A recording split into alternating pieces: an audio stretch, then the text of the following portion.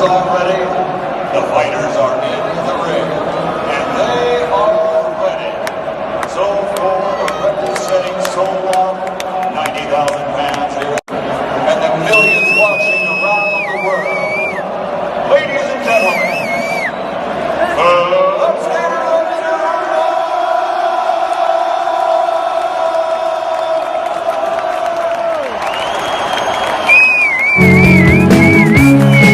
Paint the sky your favorite color. What's up, fight fans? It's the Mighty Mean Joe Frazier. You are now tuned in to Fistphysics. Today's topic is the upcoming rematch between Sergey Kovalev and Andre Ward. A fight that a lot of the hardcore fans are actually looking forward to. Now, there was a lot of controversy over the first fight.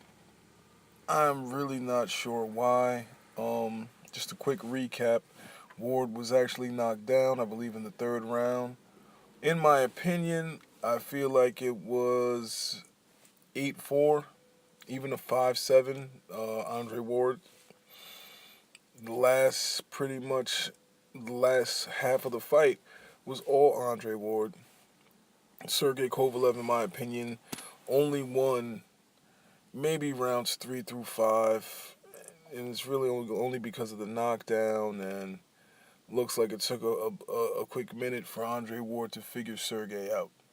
But that's in my opinion. You have a lot of other people who would actually contradict that and say that Sergey won all the rounds, or even the last half of the fight. In my opinion, Sergey ran out of gas. He was frustrated. He didn't seem to know how to fight on the inside. But either way, we're here at the point of a rematch. A rematch between these two guys. And as we led up to the fight, because the fight is actually, I think, maybe 2 weekends away. Maybe 2 weeks away right now. Because this is June 7th, and the fight is taking place on June 17th, so 10 more days to go. There was some talk about David Jackson, the trainer of Sergey Kovalev, possibly leaving. Now, just so you can look this up if you want to, if you're interested in seeing it for yourself, because I don't have footage of the interviews. Fight Hype is actually the program that was able to sit down and interview Andre Ward, sit down with David Jackson, and get the real scoop. But from what I'm understanding, David Jackson actually was saying that he was offered a job with Team Ward. When I first heard about it, you know what? I found it really hard to believe, because Virgil Hunter has been working with Andre Ward since Andre Ward was in the single digits. You understand that? 8, 9 years old, single digits.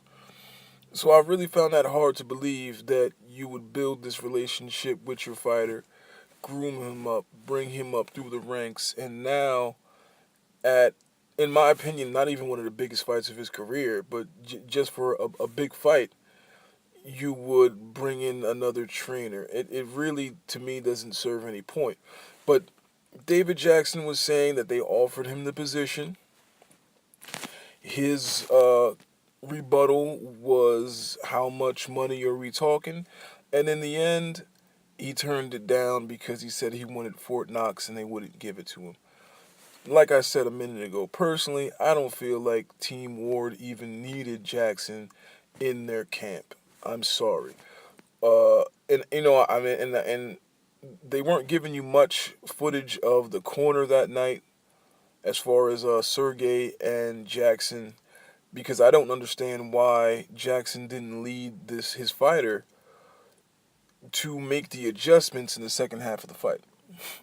I pretty much blame that on Jackson. You have a trainer for a reason. He's supposed to be your extra set of eyes. He's supposed to help you make the technical adjustments that you need to make when you can't see him, so that you win the rounds and win the fight. So, I mean, that's the Jackson-Sergey side. Andre Ward, once again interviewed by Fight Hype, sat down with that channel, and basically exposed all of this to be a lie, which is what I felt like initially. Now, Ward is saying that Jackson approached his team after having a bit of a tiff, an argument with his fighter. He didn't like. I believe some words were exchanged. From what I understand, Kovalev might have gotten a little physically involved in his outbursts.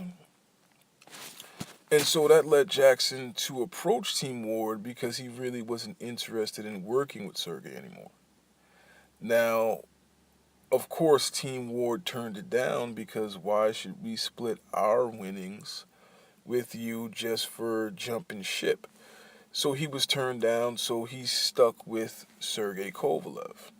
This is the story in a nutshell. You can actually go and look up the interviews. It's all over the internet right now. You can go look it up for yourself and make your own judgment. But really and honestly, I don't think it's nothing that Jackson could have brought to the table as far as joining Team Ward that would have made that Virgil and Andre already aren't planning on. Now, if you followed these two throughout Ward's career, you know one thing about Virgil and Andre. They are strategists. They come up with great strategies, they implement the strategies, and they get the win. Andre Ward might have lost the first couple of rounds of the first fight, but I expect Andre Ward to come out and completely dominate for the next 12. Sergey Kovalev is no Andre Ward. He's not a technician. He's a puncher, and especially in that fight, I didn't see much else. And actually, there's been maybe 2 fights before that where I started to suspect that Kovalev maybe didn't have the actual boxing IQ to even be in the ring with Ward, man. Seriously. I mean, so seeing all of this stuff that's actually coming out of the camp, and if David Jackson actually is harboring some hostility towards Sergey Kovalev over the way he was treated, I really expect this to be a landslide. I mean, if you really had that type of blow up with your trainer, how do you know that you can still be confident in this person to train you up to par to where you need to be? We don't know that to be sure.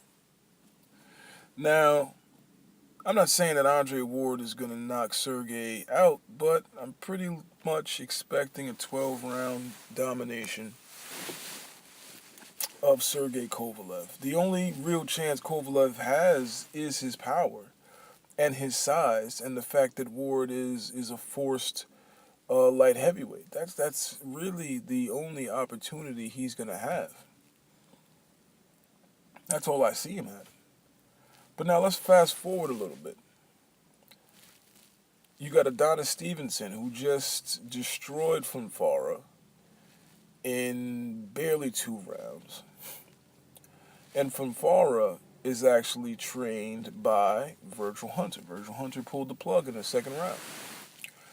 Now, originally, I thought for Adonis Stevenson to get to Andre Ward, he was going to have to go through the same path that Andre Ward took to get to Kovalev, which is means you're going to have to deal with the Duva promotions. You're going to have to fight, forget the Cuban fighter they got, and they got a couple other bums there. You get to Sergey, and if you can win all of these, and you wouldn't even get these fights unless you took a major pay cut because they're not really looking to come up off any money, then you can get to Andre Ward. But, curious enough, Andre Ward is technically a free agent, even though he has a contract signed to fight on HBO. Virgil Hunter wanting to get a closer look at Adonis Stevenson, and that's really what I believe what the purpose of this rematch was to get a closer look at Adonis.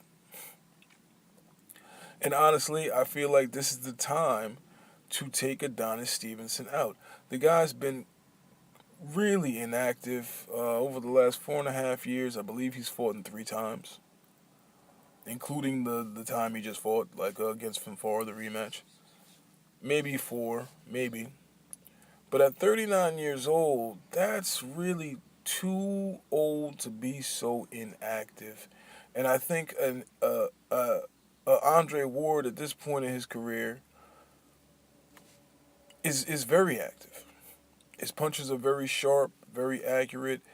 He's looking like the Andre Ward of old.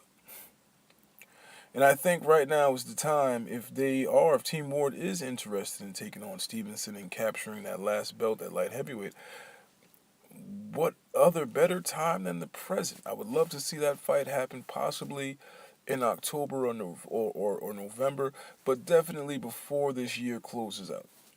Andre Ward, 3 big fights in a year. That's great because he also had a long stretch of inactivity, but it was due to no fault of his own. It was because of promotional issues that he was having within the company that he was signed to. But I would be very interested, and I always was interested in seeing Stevenson taking on Sergey Kovalev.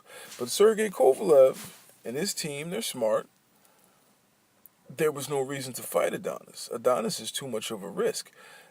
I'm sorry, but Adonis, when he lets go of that left hand, man, and a lot of people hit me up after the fight saying, "Oh, this guy Adonis Stevenson, man, he's a one-dimensional fighter." And I'm just like, you know what? You don't know what he is right now because he's been so inactive that he really just looks sloppy and all over the place. But he got the job done.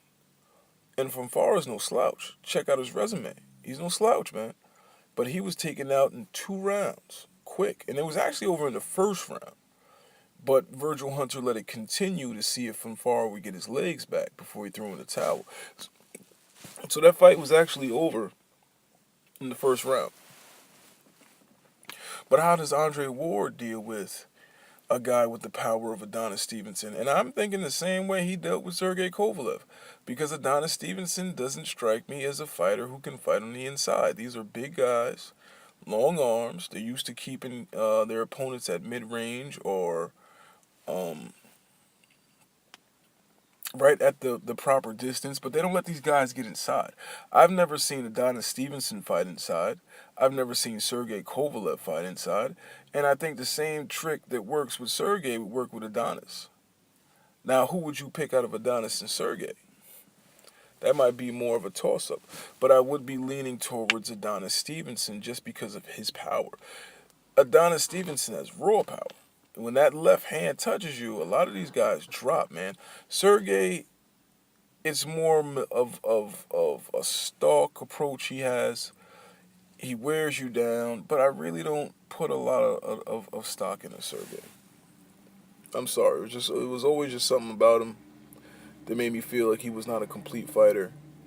And it was going to take a guy like Andre Ward to expose that fact.